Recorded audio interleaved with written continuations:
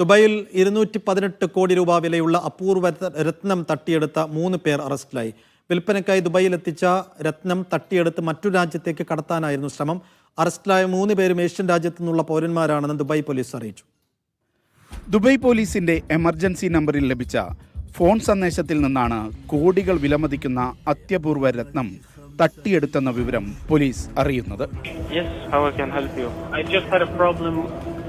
I came to meet a client to sell a diamond to them. They looked at the stone and now they say the stone is not with them anymore.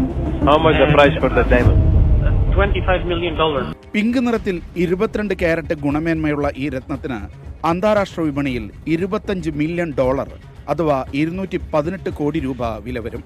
വിൽപ്പനയ്ക്കായി ഈ അപൂർവ രത്നം ദുബൈയിൽ എത്തിയിട്ടുണ്ടെന്ന വിവരത്തിന്റെ അടിസ്ഥാനത്തിലാണ് മൂവർ സംഘം ആസൂത്രിതമായി രത്നം തട്ടിയെടുക്കാൻ ശ്രമം തുടങ്ങിയത്.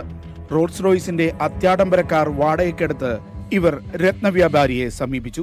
രത്നം വാങ്ങാൻ അതിസമ്പന്നനായ ഒരാൾ തയ്യാറാണെന്നറിയിച്ചു. രത്നത്തിന്റെ ഗുണമേന്മ പരിശോധിക്കാനായി വിദേശത്ത് നിന്ന് ഒരു ജെം എക്സ്പെർട്ടിനെയും ഇവർ കൂടെ കൂട്ടിയിരുന്നു. വിൽപ്പന നടക്കുമെന്ന് ബോധ്യപ്പെടുത്തി ഇവർ വാങ്ങുന്നയാൾക്ക് കാണാൻ അയാളുടെ വില്ലയിലേക്ക് രത്നം കൊണ്ടുവരാൻ ആവശ്യപ്പെട്ടു. വില്ലയിലെത്തിക്കാനായി പുറത്തു കൊണ്ടുവന്ന രത്നം വ്യാപാരിയിൽ നിന്ന് തട്ടിയെടുത്ത സംഘം ഉടൻ രക്ഷപ്പെടുകയായിരുന്നു. വിവരം ലഭിച്ച് 8 മണിക്കൂറിനകം ഇവരുടെ താമസ സ്ഥലത്ത് നിന്ന് പോലീസ് 3 പേരെയും അറസ്റ്റ് ചെയ്തു. 3 പേരും ഒരു ഏഷ്യൻ രാജ്യത്തെ പൗരന്മാരാണ്. മറ്റൊരു രാജ്യത്തേക്ക് കടത്താനായി ഫ്രിഡ്ജിനുള്ളിൽ ഒളിപ്പിച്ചിരുന്ന പിങ്ക് രത്നവും പോലീസ് കണ്ടെടുത്തു. പ്രതികളെ തുടർ നടപടികൾക്കായി പബ്ലിക് പ്രോസിക്യൂഷന് കൈമാറി. Media 1 Dubai.